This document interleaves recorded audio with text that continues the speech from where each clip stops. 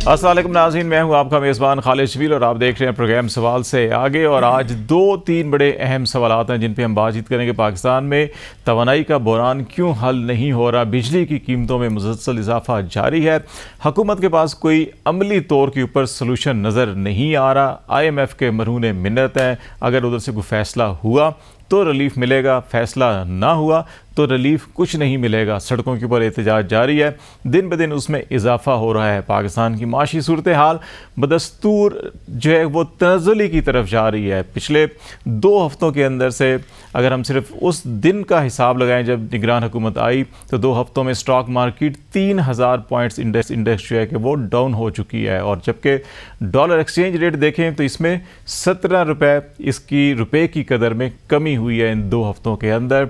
और अभी भी कोई ये रुकता हुआ ट्रेंड नज़र नहीं आ रहा, क्योंकि हमारी एनर्जी प्राइसेस जो हैं, खा वो पेट्रोलियम प्राइसेस हों, खा वो बिजली की प्राइसेस हों, वो एक्सचेंज रेट के साथ भी जुड़ी हुई हैं। तो इसमें अभी कोई इन प्राइसेस के अंदर कोई कमी तो कुजा ये रुकने का भी कुछ इम्कानात नज़र नहीं आ रहे। तो ऐसे हालात में हम किधर जाएंगे, हमारी माशी तरक्की के अहदाफ, हमारी इंडस्ट्रियल ग्रोथ ये किस तरह बढ़ेगी, ये एक मौजू होगा हमारा। और दूसरा बड़ा अहम मामला, सुप्रीम कोर्ट ऑफ पाकिस्तान ने जो इलेक्शन के हवाले से इस वक्त पाकिस्तान में तमाम सियासी जमातों की, पूरे अवाम की, दुनिया भर की नज़रें पाकिस्तान पर हैं कि इलेक्शन वक्त पर होंगे या नहीं होंगे, किसी को नहीं मालूम। इलेक्शन कमीशन ऑफ पाकिस्तान का जो शेड्यूल है उसमें अभी तक जो है कि वो दिसंबर वस्त तक जो है वो हल्का बंदियों का शेड्यूल तो सामने आया है। इलेक्शन कब होंगे इसका किसी को कुछ नहीं मालूम।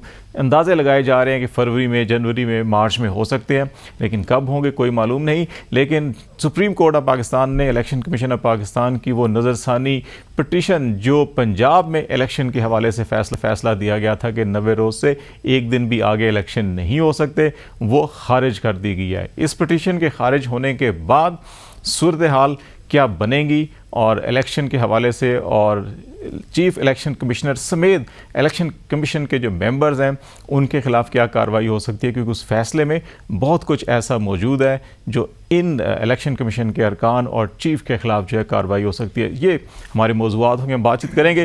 पहले हिस्से में पाकिस्तान बिजली क्राइसिस, एनर्जी क्राइसिस, ये हमारा मौजू होगा। और इसमें हमें स्टूडियो में ज्वाइन कर रहे हैं सेनेटर सैफुल्ला अबड़ो साहब, जो चेयरमैन है जो स्टैंडिंग कमेटी है सेनेट की तवानाई की, उसके बहुत शुक्रिया अबड़ो साहब, आप तशरीफ लाएँ।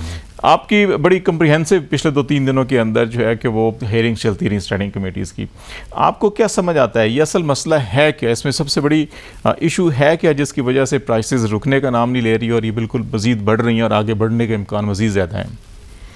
एक्चुअली देखें जी, पावर डिवीज़न की जिम्मेवारी है कि आवाम को हक़ाइक़ से जो है ना उनको आगाह करना चाहिए। लाजमी है जब भी कैबिनेट की मीटिंग होती है तो वो लोग तो जाके PM साहब के साथ, जब मिनिस्टर बैठते हैं तो उनके साथ सेक्रेटरी भी कंसर्न डिपार्टमेंट के होते हैं। पावर डिवीज़न इस वक्त भी जब हायर लेवल पे जाता है, मीटिंग में जाते हैं, तो वो मिसगाइड करते हैं टोटल इस हायर फोरम को भी, PM को, कैबिनेट को। बुनियादी तौर पे यही चीज़ें हैं। 4-5 दिन से आप देख रहे हैं, हमारी कमेटी तो मीटिंग हुई थी 28 को, लेकिन उसके बाद जो मुख्तलिफ TV चैनल्स हैं उस पर ये सारा डिस्कस हुआ है। तो यही जो एग्रीमेंट है IPPs के, बुनियादी वजह यही है, यही उनकी ब्रीफिंग थी पावर डिवीज़न की कि जी जो एग्रीमेंट है वो डॉलर्स में है और डॉलर की जो मतलब एक्सचेंज रेट है वो आपने देखा कि डॉलर तो एक जगह पे रुकने का नाम ही नहीं ले रहा। इसी वजह से जैसे डॉलर की कीमतें बढ़ेगी तो 70% इम्पैक्ट उनकी ब्रीफिंग के तहत पावर डिवीजन के उसकी जो इम्पैक्ट है इसके प्राइसेस के बढ़ने का वो यही है। 10% वो जो काइबोर आपको पता है स्टेट बैंक ने जो मतलब इंटरेस्ट रेट बढ़ाए हैं तो उसी वजह से 80% तो ये है। लेकिन वो मोस्टली जो थेफ्ट ऑफ इलेक्ट्रिसिटी है पावर डिवीजन उसको ऐसे इग्नोर करता है जैसे कोई है ही नहीं ना। आपने देखा है कि डिस्कोज की जो रिकवरीज है वो बहुत कम है, लाइन लॉसेज, इवन पंजाब के जो डिस्कोज हैं वहाँ थेफ्ट ऑफ इलेक्ट्रिसिटी कम है लेकिन लाइन लॉसेज ज़्यादा है। तो मेन चीज़ तो नुकसान है ना, लाइन लॉसेज हो या थेफ्ट ऑफ इलेक्ट्रिसिटी हो। तो एक्चुअली पावर डिवीजन को, गवर्नमेंट को हक़ाइक़ बताना चाहिए या जो कैबिनेट में जाके, तो उसका हल यही है जब तक ये वॉलंटियरली IPPs के मालकान को नहीं बिठाएंगे कि ये मुल्क का मसला है। लेकिन ये अचानक सारा आपने देखा है ना कि अचानक ये कैबिनेट केयरटेकर गवर्नमेंट आई है, उसके बाद सारे मीडिया पे पब्लिक में भी ये आया कि ये कीमतें बढ़ गई। कीमतें आज नहीं बढ़ी, मुसलसल बढ़ रही हैं कीमतें। अप्रैल से देखें ना, सिर्फ आप प्रीवियस गवर्नमेंट उसके टाइम में भी बढ़ी। उस वक्त जब प्रीवियस गवर्नमेंट आई तो डॉलर 128-129 पे था, आपने देखा कि वो 172 पे आया 3 साल 8 महीने में। तो देखिए जो हक़ाइक़ हैं वो हमें पब्लिक के सामने लाने चाहिए। लेकिन आपने देखा कि उसके दौरान जब मीडिया पे जब भी हम जाते थे, हर चैनल पे यही बात होती है, डॉलर बढ़ गया, जी पीओल बढ़ गया। लेकिन आपने देखा कि अप्रैल 22 के बाद जैसे मीडिया ने इग्नोर किया इन्फ्लेशन को, तो न कभी डॉलर का जिक्र हुआ। वो डॉलर 172 से लेके 285 पे पहुंचा जब तक ये केयरटेकर गवर्नमेंट आई 14 अगस्त को। और पीओल आपने देखा कि 150 से जाके वो 300 पे आके पहुंचा, 290 पे पहुंचा। तो एक्चुअली जो इन्फ्लेशन थी ना, या बिजली की कीमतें, पहले आप जो गवर्नमेंट थी वो उसमें रेट था कोई 18 रुपीज़ पर यूनिट, उसमें जो मुकम्मल जो मतलब कैटेगरीज हैं। लेकिन अभी आपने देखा वो 65 पे जब पहुंचा, तो अचानक जब मीडिया में वो हाइप क्रिएट हुई है और पब्लिक भी निकली है, क्योंकि पब्लिक एक दिन निकलनी लाजमी है, क्योंकि जब उनके बस में होगा ही नहीं तो वो कहाँ से लाएंगे पैसे। तो एक्चुअली ये मीडिया को उसी वक्त से उठाना चाहिए था कि अप्रैल 2022 से लेके कि जी ये चीज़ें, डॉलर बढ़ रहा है तो ये इम्पेक्ट आना है, और कीमतें बढ़ गई। अभी आपके देखे ना, कोई ये 65 रुपए जो बिजली के रेट है अचानक तो नहीं आए ना, इससे पहले 50 थे, फिर 40 थे उससे पहले। तो एक्चुअली पावर डिवीजन का काम है कि प्रॉपर पॉलिसी गवर्नमेंट को बताए, जो स्टेक होल्डर्स हैं उनको बताएं, और आईपीपीज को साथ बिठाएं। आईपीपीज वॉलंटियरली नहीं बैठेंगे। ये कैपेसिटी पेमेंट ही आप समझे 1300 बिलियन है पिछले साल की, इस साल के इख्तिताम तक 2100 तक चली जाएगी। जुलाई 2023 से लेके जून 2024 तक ये जाएंगे 2100 लेकिन 2100 उस सूरत में होंगी जब उनकी एस्टिमेट है 280 जो रुपए डॉलर पे रखा हुआ है, लेकिन इस वक्त 305 है, और अगर ये और आगे चला जाता है तो ये तो आपका शायद डॉलर तो देखे ना, डॉलर की 3 ट्रिलियन तक चला जाए। डॉलर की हालत तो ये है कि ठीक है भाई, आज़ाद पॉलिसी आपकी जो मतलब स्टेट बैंक ने दी है कि डॉलर जो एक्चुअल उसका रेट होना चाहिए, ये कौन सा है कि इंटर बैंक में रेट आपका 304 और 5 हो और ओपन मार्केट में डॉलर 335 और 40 पे न मिले। तो जो भी गवर्नमेंट आती है उसको इस पे स्टेप्स लेने चाहिए। अनफॉर्चुनेट है सब गवर्नमेंट का, किसी गवर्नमेंट ने इसका एक्शन नहीं लिया। अब साहब आईपीपीएस का मसला जो है 90s में शुरू हुआ, 1994 के अंदर पहला हुआ, फिर उसके बाद 2002 में कुछ एग्रीमेंट हुए, फिर 2006 में हुए, और फिर 2014-15 के अंदर एग्रीमेंट्स में। तो अच्छा, ये इसके अंदर जो है कि क्या हम इनको सॉवरेन गारंटी है, लेकिन इवन देन जो है कि हम इनको बैठ के निगोशिएशन करके इसके अंदर कोई हम अमेंडमेंट नहीं कर सकते कि हम बिल्कुल इतने ही मजबूर बेबस हैं, हाथ बंधे हुए हमारे, कि हम ये सारी मुल्क की पूरी इंडस्ट्री की आपकी ग्रोथ देख लें, डिक्लाइन में जा रही है, आपके लोग सड़कों पे आ चुके हैं, आपकी पूरा का पूरा माशी स्ट्रक्चर जो है कि इसके मुतासर हो रहा है, तो फिर हम उनसे क्यों नहीं निगोशिएशन क्यों नहीं करते, क्यों नहीं बैठ के उनके साथ इसको रिवाइज़ करवाते एग्रीमेंट्स को? एक्चुअली देखिए जी, जब मैंने फिर वही बात पे आता हूँ कि जो पावर डिवीजन वो जानबूझ के जो हक़ाइक़ हैं वो छुपाते हैं।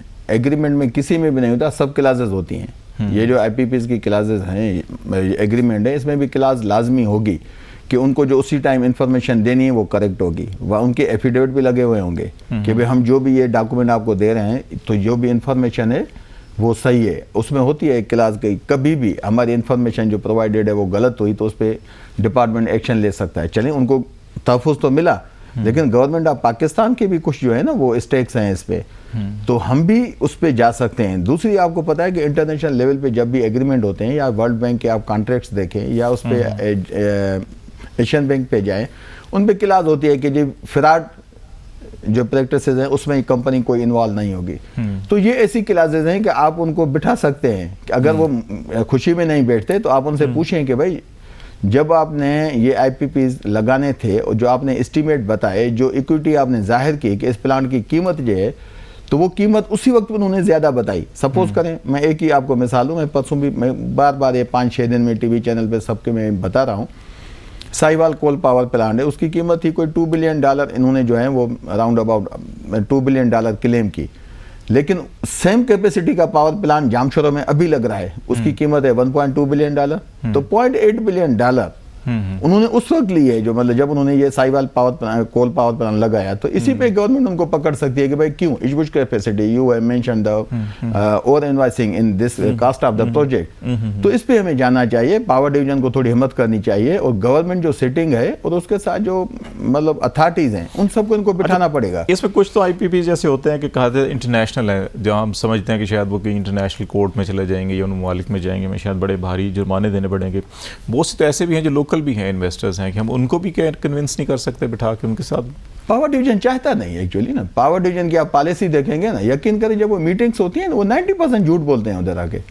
90%। कमिटीज तो देखिए, अभी कमिटीज पे मुनासिर है वो कितनी मेहनत करती हैं, कितनी डेप्थ में उनके जो मसाइल हैं उसको देखती हैं, या जो फैक्ट फिगर्स को लाते हैं। देखिए हमारी कमेटी नॉर्मली 3-4 घंटे से कम टाइम में नहीं चलती। अब नॉर्मली आप सेनेट में देखें 1.5 घंटा 2 घंटे से ज़्यादा मीटिंग नहीं होती। लेकिन हमने जिस भी इशूज़ को सर्कुलर डेट का हो, के इलेक्ट्रिक की तरफ वाजपात हूँ, अभी के इलेक्ट्रिक की तरफ 495 बिलियन है गवर्नमेंट ऑफ पाकिस्तान के, वो तकरीबन 4 महीने पहले की फिगर है। के इलेक्ट्रिक को पैसे ही नहीं दे रहा है 2008 से, तो के इलेक्ट्रिक को सिर्फ एक ही जवाब दे, अभी गालिबन वो 600 से ऊपर चले गए। अच्छा, वो कह देंगे नहीं वो तो प्राइवेट है। जब वो पता चला, जब उसका एग्रीमेंट बुलाया गया जो ये नहीं दे रहे थे, उसमें 24.6% शेयर है गवर्नमेंट ऑफ पाकिस्तान का। लेकिन पावर डिवीजन को, गवर्नमेंट ऑफ पाकिस्तान को कोई मतलब उसको तकलीफ ही नहीं है कि भाई हमारा उसमें शेयर है। इस वक्त तक गवर्नमेंट ऑफ पाकिस्तान ने नॉट अ सिंगल पेनी उस कंपनी से मुनाफा लिया है। तो वो ऐसा ही है कि प्राइवेट लोगों के हाथ में आ गई, बस वो कमा रहे हैं, उनके लिए ये जो एक प्रपोजल गर्दिश कर रही है जी कि आपकी जितनी भी डिस्कोज हैं कि इनको आप या प्राइवेटाइज कर दें या ये सूबों के हवाले कर दें, ताकि जो लाइबिलिटी है फेडरल गवर्नमेंट के ऊपर ये कम हो जाएगी। अभी भी इस वक्त आपकी जो रिकवरेबल या लाइबिलिटीज हैं गालिबन 2.5 ट्रिलियन 2500 अरब रुपए तक पहुँच चुकी है। कि अच्छा ये जो बर्डन है आपकी मैशत के ऊपर आप प्राइवेटाइज करेंगे, जैसे आपकी टेली कम्युनिकेशन की कंपनी है, मोबाइल कंपनी है, के इलेक्ट्रिक है, तो आप ये उनका मसला होगा कि अच्छा जी आप बिजनेस करें, अर्न करते हैं तो वो कर दें या सूबों को दे दें। एक ज़माने में पीटीआई की गवर्नमेंट थी जब तो पेशावर का कहा गया था जी कि आप हमें दे दें, हम खुद ही इसका खसारा है जो भी हम इसको खुद इसको एफिशिएंट बना के अगर इनकम हुई तो हम खुद लेंगे प्रॉफिट, और खसारा होगा तो हमारा बर्डन होगा। तो क्या ये एक सोल्यूशन समझते हैं आपके उस तनाजुर के अंदर जहाँ आप कह रहे हैं कि इलेक्ट्रिक को भी हम सब्सिडी भी दे रहे हैं और पैसे भी उनके पास अगर 500-600 अरब हमारे फंसे हुए हैं, तो फिर अगर ये सारी हम करेंगे तो फिर भी अगर लाइबिलिटी हमारे कंधों पे आएगी तो फिर क्या फ़ायदा होगा? बात यह है कि बात फिर भी वहाँ ही आती है कि पावर डिवीज़न को और गवर्नमेंट जो भी आई माजी में, सब गवर्नमेंट की ये जिम्मेवारी थी कि वो प्रॉपर पॉलिसी लाएं कि जो हमारे लॉसेस हो रहे हैं उसको कवर हम कैसे करें। सिंपल सी चीज़ है ना। अभी जो इनका प्लान है कि भाई ये डेस्कोज हैं वो दे दें सूबों को, तो आपने के इलेक्ट्रिक भी दे दी ना, तो के इलेक्ट्रिक इस वक्त भी आपको 495 बिलियन नहीं दे रहा है पैसे, बिजली भी आपसे ले रहा है। बिजली नहीं आप देते तो आपने देखा है कराची में एहतजाज शुरू हो जाता है, तो अभी इंडस्ट्री बैठ जाती है। तो अभी जो ये डेस्कोज हैं ना, जैसे ये कहा गया है कि डेस्कोज को सूबों को दें, तो उसकी आप एग्रीमेंट देखें, उसमें भी बड़े कमाल आता है। जो उन्होंने ड्राफ्ट पहले तैयार किया है, अभी वो फाइनल नहीं हुआ, लेकिन हमने भी इनको कहा था कि हमें हमारी कमेटी को आप दें तो थोड़ा हम इसको कमेटी भी देखें, और कमेटी अपनी जो सिफारिशात है वो भी आपको देगी ताकि गवर्नमेंट उस पर पॉलिसी बनाए। तो उन्होंने हमें अभी तक तो नहीं दी, लेकिन अभी ये सुनने में आया। लेकिन हमने पिछली मीटिंग में इनसे पूछा कि भाई ये न्यूज़पेपर्स में भी आया है और टीवी चैनल्स पे भी कि आप ये दे रहे हैं मतलब डेस्को। उन्होंने कहा जी नहीं, अभी हम ये ऐसी बातें हैं, इस वक्त तक हमने फैसला किया नहीं। लेकिन जो सुनने में आया है वो भयानक है। वो ये है कि जब वो कंपनी कमाएगी तो उसका शेयर जो वो सूबे अपने शेयर लेंगे, उससे नुकसान में जाएगी, नुकसान गवर्नमेंट ऑफ पाकिस्तान देगी। फायदा क्या है इसका? आप लायबिलिटी लेने वाली बात है। आप एक चीज उनको दे रहे हैं। एक्चुअली मसला कहाँ है? मसला देखें, वहां जब थेफ्ट ऑफ इलेक्ट्रिसिटी होती है, जब वो परचेज करते हैं कंसर्न डेस्कोस बिजली, तो उनको उतनी अदायगी करनी चाहिए पावर डिवीजन को, तब जाके आपका खसारा कम होगा। वो नहीं करते। अच्छा, वो ये जानबूझ के नहीं करते पावर डिवीजन के ऑफिशियल। उसका वजह क्या है? आप छोटे छोटे शहर में जाएं, खास करके सिंध में, केपी में, बलोचिस्तान में। अभी बलोचिस्तान में मैं आऊँ तो वो जो ट्यूबवेल्स हैं तकरीबन 40,000 से ज़्यादा ट्यूबवेल हैं। इनके ऑफिशियली 28,000 ट्यूबवेल्स हैं। कोई के इलेक्ट्रिक के एरिया में भी हैं, केस्को और के इलेक्ट्रिक अलग है, क्योंकि के इलेक्ट्रिक शायद लसबेला तक बिजली लेते हैं, तो उसको उसकी ट्यूबवेल को सब्सिडी है कि 70,000 नहीं देते नहीं, फिर भी पैसे नहीं देते। 10 से 12 अरब। अच्छा, अभी आप बताएं ना, जब हमारे पास रिपोर्ट आती है ना, कहते हैं कि सारे ट्यूबवेल चल रहे हैं। मुमकिन ही नहीं है कि बलूचिस्तान में सारी एरियाज में आपके कहीं आपके खंभे नहीं होते, कहीं आपकी लाइनें नहीं होती, तो ये मुमकिन नहीं। लेकिन वो क्लेम करते हैं टोटल नंबर ऑफ ट्यूबवेल्स, उसी के पैसे गवर्नमेंट ऑफ पाकिस्तान से सब्सिडी के शेप में लेते हैं। वही बिजली जो यहाँ नहीं देते, पैसे गवर्नमेंट ऑफ पाकिस्तान मिल गए, वो वहाँ से चोरी करते हैं, वो अपने जो पैसे हैं। यही हालत सिंध में है। सिंध में आप आ जाएं तो छोटे छोटे शहर में 800 900 एयर कंडीशन लगे हुए हैं, कुंडा लगे हैं, कुंडा कनेक्शन। उसके लिए अभी तक जो है ना, ये बाकी पॉलिसीज लाते हैं पावर डिवीजन वाले, लेकिन उसको रोकने के लिए कोई पॉलिसी नहीं लाते। एक मिनिस्ट्री इतनी ताकतवर है कि पूरा का पूरा मुल्क जो है कि वो इस शिकंजे में फंसा हुआ है और उससे निकल नहीं पा रहा। देखिए, एक मिनिस्ट्री की बात ही नहीं है यहाँ। तो देखिए ना, मुझे तो एक चीज़ पे ताज्जुब है कि हमारे पूरी टीवी चैनल्स पे हम भी ये डिस्कस करेंगे बिजली के बिल बढ़ गए। बिजली के जो रेट बढ़े हैं, सिर्फ बिजली के रेट नहीं बढ़े, हर चीज़ की बढ़े ना। पूरी सोसाइटी आपकी बैठ जाएगी। जो बिजनेसमैन हैं, जो फैक्ट्रीज हैं, वो जो बिजली उनके जो यूनिट आएंगे, उनके बिल आएंगे, तो वो तो जो कमोडिटी तैयार करेंगे उसी पे अगर आईपीपी से हमारी निगोशिएशन नहीं होती, हम इन एग्रीमेंट्स को रिविजिट नहीं करते, और जो रिकवरेबल अमाउंट है जो सरकारी इदारों ने, हुकूमतों ने खुद भी देनी है, वो भी हम रिकवर नहीं करते, तो फिर तो ये मसला कैसे हल होगा? कोई आपको सोल्यूशन नजर आता है इसके? नहीं, बिल्कुल इनसे हटकर देखें, अगर मुल्क है, अभी तो देखें बाकी चीज़ें हो गई, गवर्नमेंट जिसकी भी थी माजी में, जो भी पार्टी थी, अभी उनको छोड़ दें, चली गई ना सारी गवर्नमेंट जिसकी भी थी, सब पार्टीज ने गवर्नमेंट की।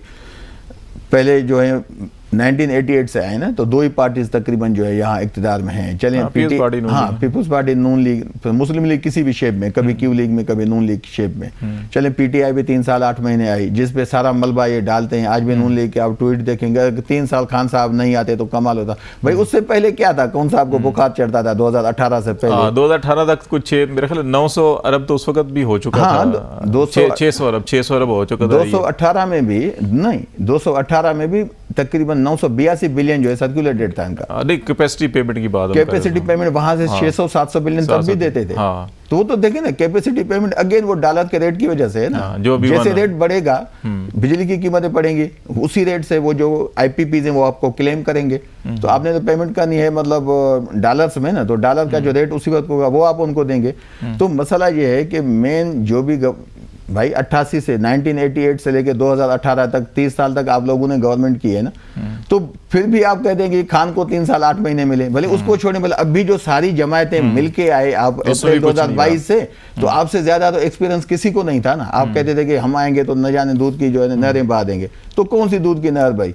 मीडिया ने इनका साथ दिया, मीडिया ने इनकी लाज रखी, इज्जत रखी कि 16 महीने में इनकी कोई जो इरेगुलरिटीज हैं वो हाईलाइट नहीं की। ये भी आगे, यहाँ से आगे जो है कि कोई सोल्यूशन नजर आ रहा है आपको? या सोल्यूशन है, देखें इस वक्त पाकिस्तान का मसला है, मुल्क का मसला है। ये मुल्क है तो हम सब हैं, बैठना पड़ेगा, गवर्नमेंट को स्टेप्स लेने पड़ेंगे। जो हमारी अथॉरिटीज हैं जो इनको बिठा सकती हैं उनको भी आगे आना पड़ेगा, क्योंकि ये मुल्क का मसला है, मुल्क की बका का मसला है। कल देखिए आपकी महंगाई इतनी बढ़ जाएगी, बंदे तो जो है ना वो खाने के लिए किसी को पैसे नहीं होंगे। अभी तो बिजली के बिल तक बात आई है ना, आगे आप देखेंगे, मुझे यकीन करें अफसोस हुआ 2-3 लोग जिन्होंने खुदकशी की है ना, आपने वो पिक्चर भी देखी होंगी, सोशल मीडिया पे आई है कि एक बंदा है वो बिजली का बिल नहीं दे सका, 1 महीने में उसने मोटरसाइकिल बेची, दूसरे महीने में बिल आया तो उसने खुद को फांसी लगा दी। देखिए ये अलमिया है हमारे मुल्क का। हम ठीक है, इस वक्त मामला मिडिल क्लास तक पहुंच जाए कि मिडिल क्लास तक सारी कौम जो है फंस चुकी है। आप देखें अपर क्लास को तो है ही नहीं ना, डॉलर के रेट बढ़ेंगे, इनके डॉलर बाहर पड़ेंगे, इनको तो तकलीफ कोई भी नहीं है ना।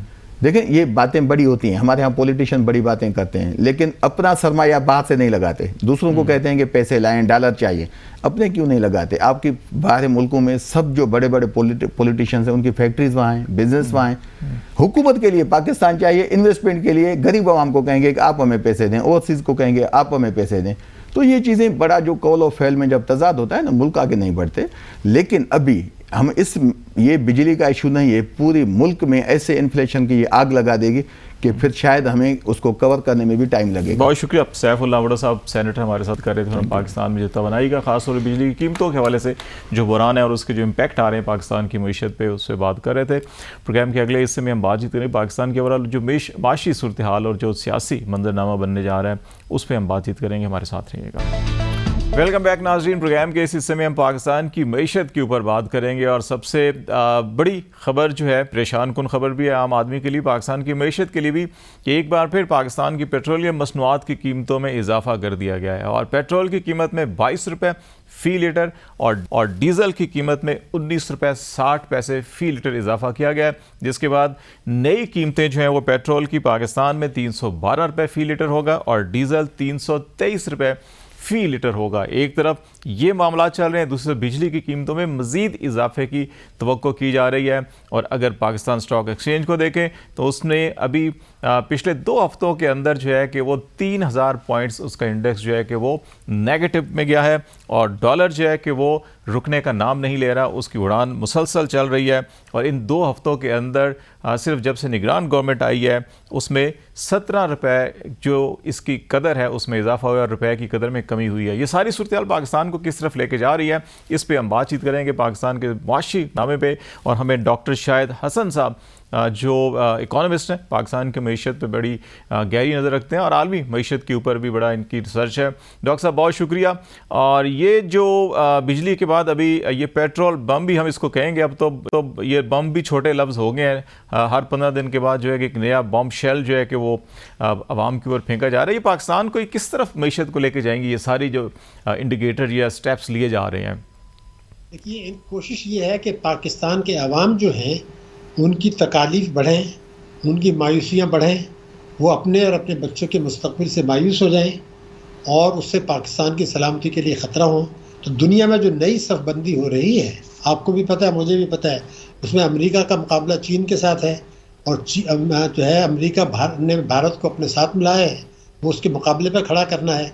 और हमारा काम सिर्फ उन्होंने ये सौंपा है कि आप दहशतगर्दी की जंग जो अपने मुल्क में हो रही है, जो वो खुद भी करा रहे हैं और पड़ोसी मुल्क से भी हो रही है, उनके साथ उनमें निपटे रहें और सख्त तरीन शराइत पर IMF से कर्जा लेके गुजारा करें। ना आपको अपने टैक्सों में आमदनी बढ़ाने की ज़रूरत है, ना अपने अखराजात कम करने की ज़रूरत है, रुपए की कदर गिरने दें।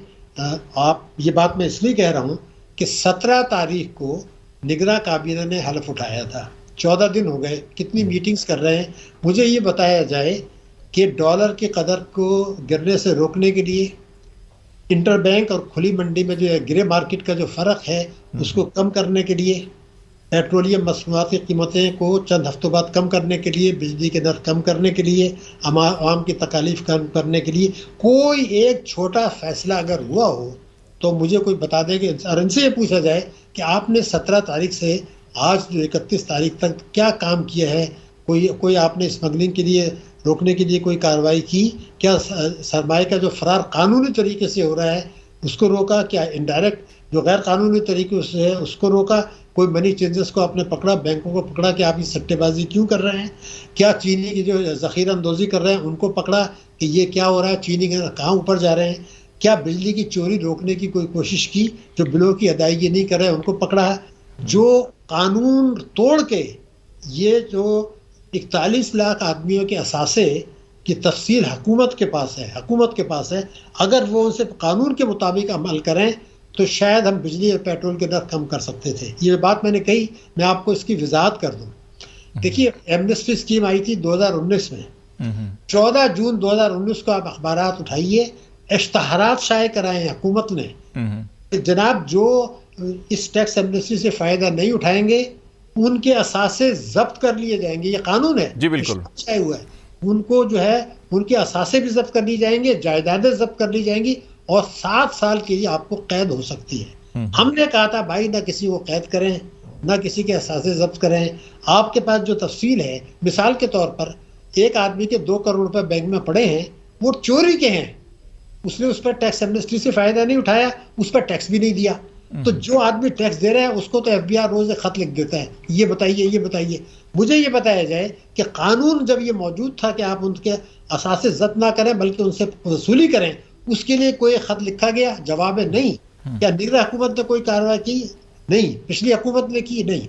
कानून तोड़ के आप निगरां हुकूमत और पिछली हुकूमत ने उनको फायदा पहुंचाया और बिजली पेट्रोल के दर बढ़ाए, रुपए की कदर गिरने दी। अगर ये कारनामा है तो फिर तो इसको एहतसाब की ज़रूरत है, इसलिए कि सिर्फ आवाम की तकालीफ मेरे जहन में नहीं है। लेकिन डॉक्टर साहब, एहतसाब कौन करेगा? एहतसाब कानून को तो हमने बदल कर, आप ये कह रहे हैं कि जो असासे थे उनको जब्त करें या जुर्माना करें। हमने तो कानून बदल के ये कह दिया कि 50 करोड़ तक जो करप्शन होगी आप नैब एहतसाब नहीं करेगा। और हमने तो अरबों रुपए के केसेस जो हैं कि वो पता ही नहीं चला किधर के किधर चले गए और अभी अदालतों के अंदर समाज चल रही है कि अच्छा जी कानून रहना चाहिए, नहीं रहना चाहिए। तो हम तो इस कल्चर को प्रमोट कर रहे हैं कि आप अरबों खरबों रुपए बनाएं, करोड़ों देकर फिर जान निकल के। आप मुझे मौका दें। जी। मैं तो बात कर रहा हूँ, मैं जिम्मेदारी से कर रहा हूँ। ये नैब का इससे ताल्लुक ही नहीं है। वो इख्तियारात दिए गए थे FBI को जो आज भी मौजूद है। दोबारा कह रहा हूँ, नहीं, मैं कल्चर की, माइंडसेट की बात कर रहा हूँ कि हम लेकिन हम कल्चर को डिस्कस नहीं कर रहे हैं। मैं तो आपको लीगल पोजीशन बता रहा हूँ कि आप 14 जून 2019 को FBI ने इश्तहार शाये कराए थे कि जिन लोगों के नाजायज असासे हैं, कानून के तहत हम उन्हें जब्त की का इख्तियार है और हम करेंगे। 41 लाख आदमियों की फहरिस्त इनके पास है जिनके नाजायज असासों की फहरिस्त इनके पास है।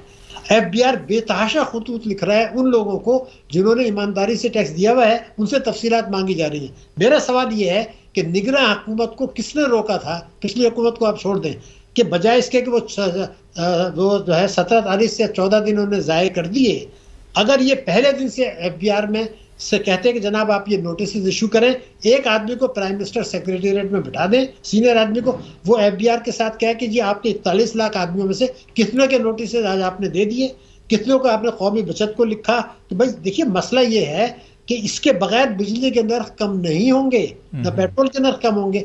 आप अगर ये नहीं करते, रेट्स आपने 2 दफ़े बढ़ा दिए, रुपए की कदर आपने गिरा दी, खुली मंडी में रेट बढ़ गया, रुपए की कदर मजीद गिरने वाली है। तो आप सवाल जब ये कर रहे हैं कि जो इख्तियारात आपके पास हैं, जो एफबीआर के पास हैं, जिसका नैब से ताल्लुक नहीं है, हम उसको बीच में क्यों लाए, वो एक अलग इशू है।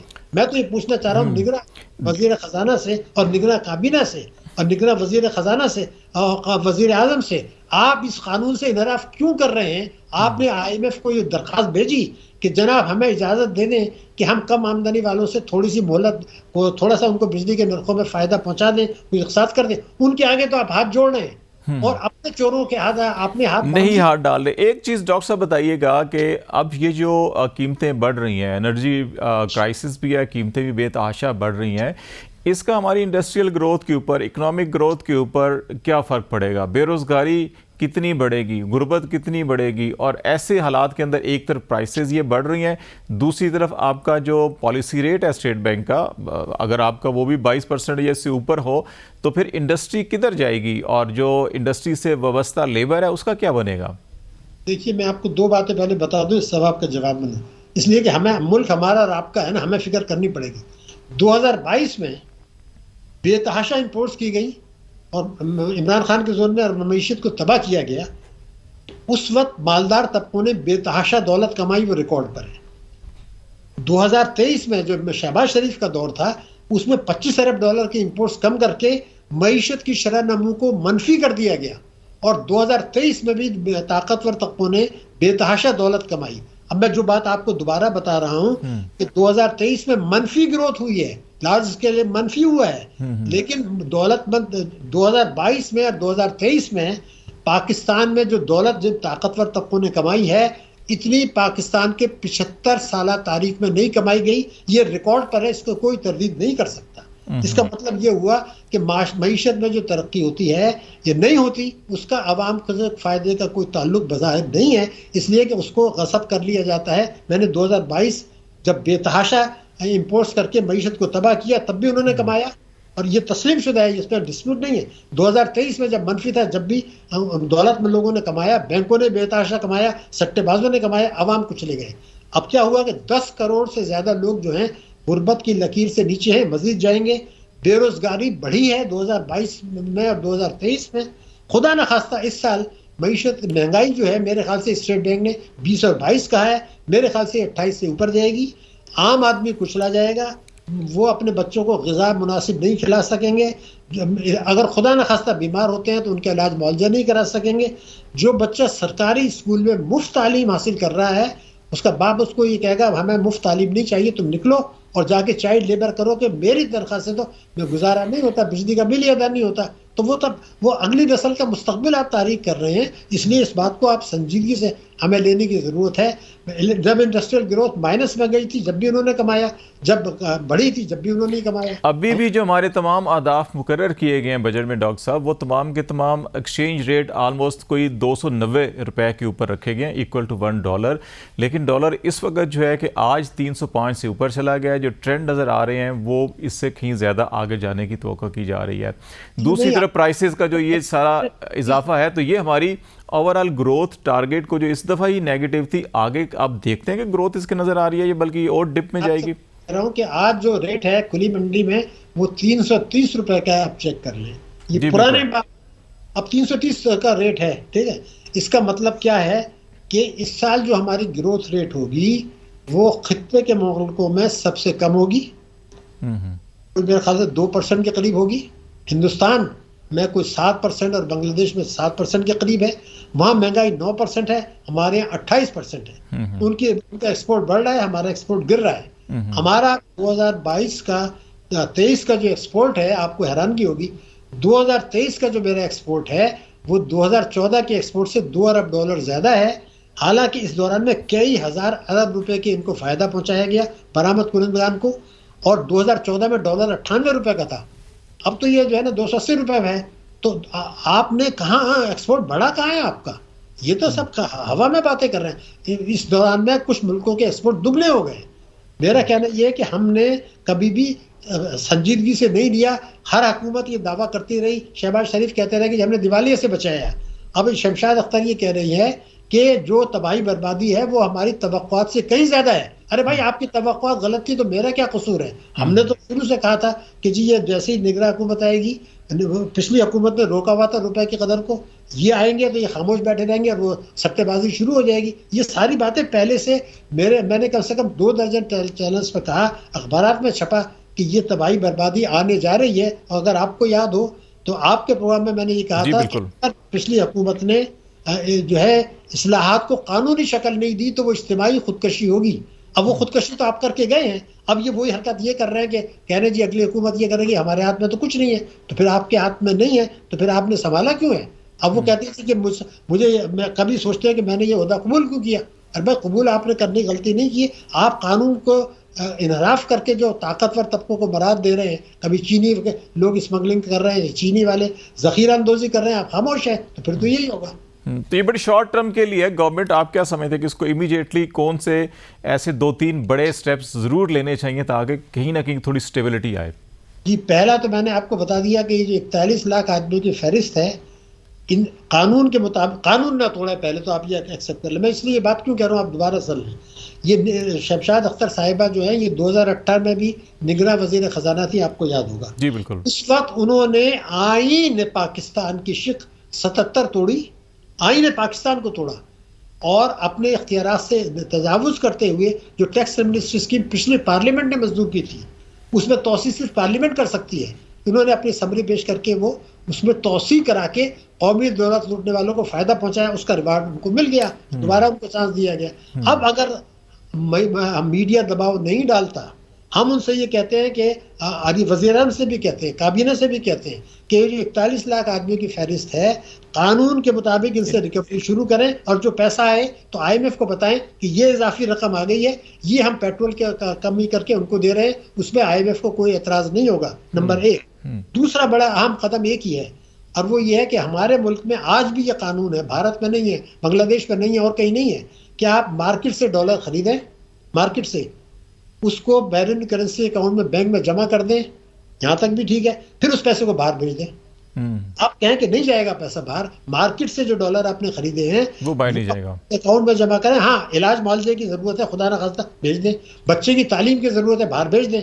इन 2 मकासद के अलावा पैसा बाहर नहीं जाएगा, ये स्टेट बैंक को कहना पड़ेगा, वरना आपके रुपए की कदर कंट्रोल में नहीं आएगी। तीसरे ये खुलेआम स्मगलिंग हो रही है, रोजाना स्मगलिंग हो रही है, अफगानिस्तान पैसा जा रहा है, हुंडी हवाले का कारोबार हो रहा है, सट्टेबाजी हो रही है। उनको बुलाएं, मनी चेंजर्स को, बैंक वालों को बुलाएं, क्या ये सट्टेबाजी हो रही है, बैंकों का मुनाफा कितना बढ़ गया जरा देख तो लें, इसी कदर से बढ़ा है। आप देखिए, उनको बुला के कन्फ्रंट करेंगे तब ये चीजें काबू में आएंगी, और अगर नहीं तो thank you very much doctor Shahid Hasan साहब हमारे साथ बातचीत करें। पाकिस्तान की माशी मंदी के हवाले से बड़ी मायूस कुन सूरत हाल है, उम्मीद की कोई किरण नज़र नहीं आती, लेकिन अगर तमाम स्टेक होल्डर्स सिंसियरिटी के साथ कोई फैसला कर लें तो फिर शायद पाकिस्तान की मईशत को संभाला जा सके। हम ब्रेक लेंगे, ब्रेक के बाद वापस आएंगे तो पाकिस्तान में इलेक्शन के हवाले से भी उतनी ही बेचैनी और मायूसी है जितनी माशी सूरत हाल के हवाले से है। उस पर क्या डेवलपमेंट हो रही है उससे आपको आगाह करेंगे। ब्रेक के बाद हमारे साथ रहिएगा। वेलकम बैक नाज़रीन। प्रोग्राम के इस हिस्से में बातचीत करेंगे हम सुप्रीम कोर्ट ऑफ पाकिस्तान का बड़ा अहम फैसला और इस फैसले के नतीजे में इलेक्शन कब होंगे, ये हर ज़बान पे पाकिस्तान में ये सवाल है, लेकिन अभी तक इसका जवाब नहीं मिल रहा। और सुप्रीम कोर्ट में आज इलेक्शन कमीशन ऑफ पाकिस्तान की जो रिव्यू पिटीशन थी, एक्चुअली पंजाब में जो इलेक्शन थे और उस पर सुप्रीम कोर्ट ऑफ पाकिस्तान ने फैसला दिया था कि 14 मई को इलेक्शन होने हैं, 90 दिन के अंदर कॉन्स्टिट्यूशनल ऑब्लिगेशन है कि आप 90 दिन के अंदर करवाएं, लेकिन उसमें कुछ दिन ऊपर चले गए थे क्योंकि इंतखाबी शेड्यूल रोक दिया गया था। और अब उस पर रिव्यू पिटीशन थी इलेक्शन कमीशन ऑफ पाकिस्तान की, सुप्रीम कोर्ट ऑफ पाकिस्तान ने वो रिव्यू पिटीशन खारिज कर दी और ये फैसले में कहा कि वो फैसला बरकरार है, 90 दिन से आगे इलेक्शन कमीशन ऑफ पाकिस्तान को कोई इख्तियार नहीं कि वो एक दिन भी आगे इलेक्शन को करे।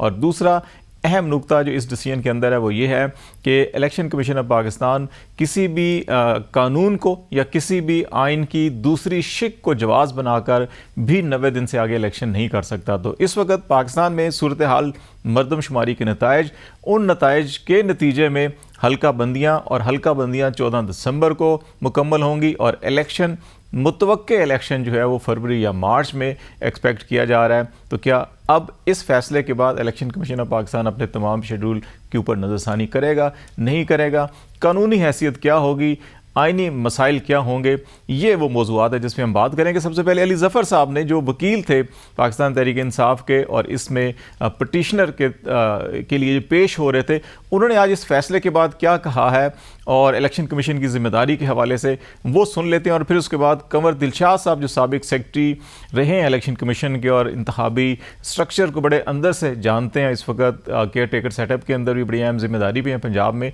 तो उनसे भी इसके ऊपर बातचीत करेंगे। पहले अली ज़फ़र साहब का सुना दीजिएगा जी। सुप्रीम कोर्ट ने कहा है आइन में चूंकि लिखा है वाज़े तौर पे कि आपने इलेक्शन 90 दिन में ही कराने हैं, इसलिए इलेक्शन कमीशन ऑफ पाकिस्तान के पास भी कोई इख्तियार नहीं है कि वो इलेक्शंस को 90 दिन से आगे डिले करे।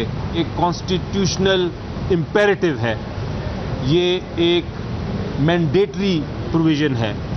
अब मज़ीद डिले का कोई गुंजाइश नहीं। अब अगर डिले हुआ तो सर्टेनली फिर ये कंटेम्प्ट होगी और बहुत सीरियस कंटेम्प्ट होगी अदालत की। जी, अली ज़फ़र साहब का कहना है कि ये अगर 90 दिन के आगे इलेक्शन अब गए तो ये ना सिर्फ आइन की खिलाफ वर्जी होगी बल्कि सुप्रीम कोर्ट ऑफ पाकिस्तान के फैसले की तौहीन भी होगी। कंवर दिलशाद साहब, बहुत शुक्रिया प्रोग्राम में टाइम देने का।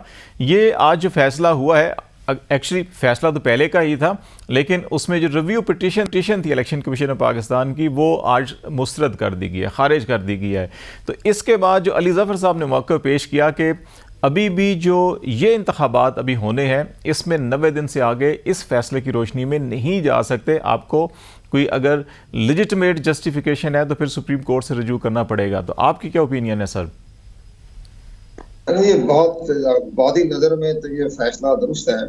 ज़ाहिर है कि सुप्रीम कोर्ट ऑफ पाकिस्तान आइन की इंटरप्रिटेशन करने की मिजाज है और आइन की उन्होंने हमेशा इंटरप्रिटेशन की, मुल्क और कौम की मफाद के तहत की।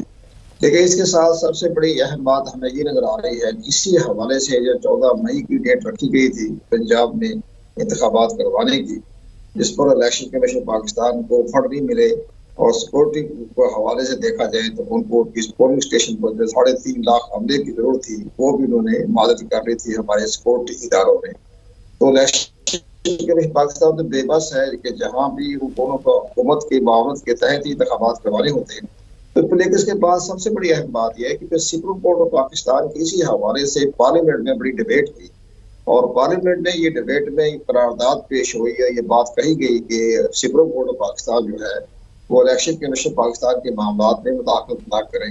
अब अगर एक तरफ कंटेम्प्ट लग रही है वादी नजर में इलेक्शन कमीशन पर कि आइंदा इंतखाबात जो है 90 दिन में कराए जाए, तो उसके साथ साथ वो कंटेम्प्ट तो पार्लियामेंट की भी लग रही है। उन्होंने कहा था कि इलेक्शन कमीशन के मामलात में मुदाखलत न करें। तो ये सारी चीजें तो ऐसी चलती रहती है। लेकिन सबसे बड़ी अहम बात यह है कि इलेक्शन कमीशन तो दो राय में खड़ा हो गया। वो दो राय में भी खड़ा हो गया कि आइन का आर्टिकल 51 ये कहता है कि जब मर्दमशुमारी का गजट नोटिफिकेशन जारी हो जाए तो जो उसकी हतमी रिजल्ट होता है मर्दमशुमारी का, वो आखिरी नतीजा होता है और उसकी रोशनी में आपने हल्का बंदी करनी है। वहाँ भी लगभग शैल भी है, मैंडेटरी भी है। अब सुप्रीम कोर्ट ऑफ पाकिस्तान जो है वो कहते थी आइन में ठीक है कि आइन के 224 के तहत 90 दिन में इंतखाबात करवाना लाजमी बात है, मैंडेटरी है। बिल्कुल सही डिसीजन दिया है सुप्रीम कोर्ट ऑफ पाकिस्तान ने। लेकिन उसके साथ साथ आर्टिकल 51 भी आ जाता है, वो भी आर्टिकल है। वो आर्टिकल 51 है, वो 40, उसके बाद वो आर्टिकल 224 है और इसके साथ साथ एक आर्टिकल 48 जी है, उसका सब सेक्शन 5 है। उसमें प्रेसिडेंट ऑफ पाकिस्तान को इख्तियार दिए गए हैं कि जब आप असेंबली डिसॉल्व करें तो आप तारीख दे दें। लेकिन यहाँ अपना दिलचस्प मामला है जो किसी की नजर पे नहीं गया, किसी हमारे दोस्तों ने नहीं देखा, एंकर हजरात ने नहीं देखा। उसमें जो आर्टिकल 48 है उसमें लिखा हुआ है नेशनल असेंबली। अब नेशनल असेंबली की रिजोल्यूशन पर तो प्रेसिडेंट पाकिस्तान को तारीख देने के इख्तियार हैं लेकिन अब उसमें आगे सूबाई असेंबली के जो इख्तियारात हैं वो गवर्नर के पास है आर्टिकल 105 के तहत। जी बिल्कुल। तो क्या मुल्क, हाँ, आप ये समझे कि प्रेसिडेंट तारीख दे रहा है कौमी असेंबली की और गवर्नर अभी तारीख ना दे आर्टिकल 105 के तहत, तो कई इलेक्शन 10 दिन बाद हो रहे हैं, कई 12 दिन के बाद हो रहे हैं। सूबाई असेंबली 4 सूबाई असेंबलीज हैं, तो कई 2 दिन के बाद डिसॉल्व हुई है, कुछ 6 दिन के बाद डिसॉल्व हुई है। पंजाब कंवर साहब, इस सारी सिचुएशन को हम देखते हैं जब, तो ये लगता ये है कि इंटेंशनली वो हालात पैदा किए गए हैं कि एक ऐसा कॉन्स्टिट्यूशनल क्राइसिस या ऐसी एक सूरत हाल गंभीर पैदा कर दी जाए कि किसी सूरत में भी इलेक्शन ना हो। अब सदर Pakistan election commission chief election commissioner साहब को कहते हैं कि आए मुशावरत करते हैं, चीफ इलेक्शन कमिश्नर साहब मुलाकात भी नहीं करते। और अभी आपने खुद 48(5) का हवाला दिया कि कौमी असम्बली के तनाजुर में सदर साहब के पास ये इख्तियार है। तो अभी वजारत कानून इलेक्शन कमीशन ये कहती है कि नहीं, सदर साहब के पास इख्तियार है ही नहीं है ये। तो ये आप समझते नहीं है कि असम्बली तहलील होने से 3 दिन पहले रिजल्ट्स की अप्रूवल देना है, ऐसी अप्रूवल जिसके अंदर 2 केयर टेकर चीफ मिनिस्टर बैठे हैं, उसके ऊपर भी एक सवालिया निशान है कि जानबूझ के ऐसे हालात पैदा किए गए हैं कि इलेक्शन ना हो और ये कॉन्स्टिट्यूशनल डिबेट हो, मामला अदालतों में जाए, लटक जाए और फिर वही हो जो पंजाब और KP के इलेक्शन के हवाले से हुआ। नहीं, बिल्कुल दुरुस्त आपने तजिया किया है। तो ये कि इससे 2 महीने 3 महीने पहले ऑनरेबल चीफ जस्टिस साहब ने बड़ी खूबसूरत बात कही थी। तो उन्होंने कहा था कि जहां हमने आइन की प्रोविजन देखनी है, आइन के आर्टिकल देखने हैं, वो जमीनी हकायक भी देखने हैं। ये उन्होंने 4 मई को उन्होंने रिमार्क्स दिए थे, बड़े खूबसूरत रिमार्क्स थे। तो अब इन हालात में भी सुप्रीम कोर्ट ऑफ पाकिस्तान को जमीनी हकायक भी देखने होंगे, देखने चाहिए थे। जनाब, सबसे पहली बात यह कि आसान तरीका सुप्रीम कोर्ट ऑफ पाकिस्तान के लिए ये था कि वो जो 5 अगस्त की रात को गजट नोटिफिकेशन किया गया मरदमशुमारी के नताइज को सामने रखते हुए, मुश्तरका मफादात कौंसिल के फैसले को देखते हुए, तो वो कारगर करार दे देते हैं। कहते हैं जो आपने जो गवर्नमेंट पाकिस्तान ने जो गजट नोटिफिकेशन किया है मरदमशुमारी के हवाले से, वो हम इसलिए कारगर करार दे रहे हैं ताकि आइंदा इंतखाबात 90 दिन के अंदर हो जाए। तो सब रास्ते खुल जाते, इलेक्शन कमीशन के भी हाथ खुल जाते और जो हल्का बंदियों का जो रोड मैप है वो भी जरूरत नहीं पेश आती और कुछ 90 दिन के अंदर यानी 5-7 नवंबर को इलेक्शन हो जाते। इसके मुताबिक वो फैसला उधर आना चाहिए था। वो कहते हैं वो हम मुश्तरका मफादात कौंसिल के फैसले को मुस्तरद करते हैं, कारगर करार देते हैं। इससे तमाम कोई आईनी बुराना पैदा होता, सब मामले तय हो जाते। अब आईनी बुरान तो पैदा हो गया। अब वफाकी हुकूमत जो है वो अकेले गवर्नमेंट है, वो बड़े अहम फैसले करने की मिजाज नहीं है। लेकिन बहरहाल उन्होंने रियासत को देखना होता है। अब उनकी जो लॉ मिनिस्ट्री है तो वो उस केस को देखिए और जाके सुप्रीम कोर्ट ऑफ पाकिस्तान में जो है बाकायदा एक आईनी पिटीशन दाखिल कराए। इलेक्शन कमीशन का कोई काम नहीं है, ये अब वफाकी हुकूमत की वजारत कानून इंसाफ का काम है कि वो सुप्रीम कोर्ट ऑफ पाकिस्तान के लार्जर बेंच के लिए दरख्वास्त दे 7 रुपया या 11 रुपये और वहाँ ये फैसला करना है कि जनाब हमारे ये हालात। कंवर साहब, 2 और बड़े अहम इश्यूज हैं इन दिनों में। आजकल आपको मालूम है कि ये समर वेकेशन है कोर्ट्स की भी, इतने शायद जजेस भी अदालत के अंदर मौजूद नहीं है। 11 सितंबर से नया जो जुडिशल ईयर है शुरू हो रहा है, तो वो 11 सितंबर को तमाम 16 जज साहबान जो है कि अवेलेबल होंगे। दूसरा मामला जो है कि वो क्या मुनासिब नहीं था कि चीफ इलेक्शन कमिश्नर साहब को कि सदर पाकिस्तान से मुशावरत करते, उनको तमाम सिचुएशन बताते। अगर वो अमरीकी सफ़ीर से मिल सकते हैं पाकिस्तान के इलेक्शन के मामलात पर, तो सदर पाकिस्तान से मिलने में कौन सी ऐसी बात थी? या सदर साहब और इलेक्शन कमीशन ख़ुद भी सुप्रीम कोर्ट से रजू कर सकता है कि इस वक्त ये सिचुएशन पैदा हो चुकी है, इसमें से अब निकलने का रास्ता बताएं कि हम हल्का बंदियाँ करें या इलेक्शन करें। लेकिन वो अपना माइंड बना के बैठे हुए हैं कि नहीं, हमने पहले हल्का बंदियाँ करनी है, इलेक्शन फिर करनी है। तो इससे इंटेंशंस जो जाहिर होती हैं वो ये नज़र आती हैं कि बेशतर इस वक्त जो इसमें स्टेक होल्डर्स हैं वो चाहते हैं कि इलेक्शन ना हो।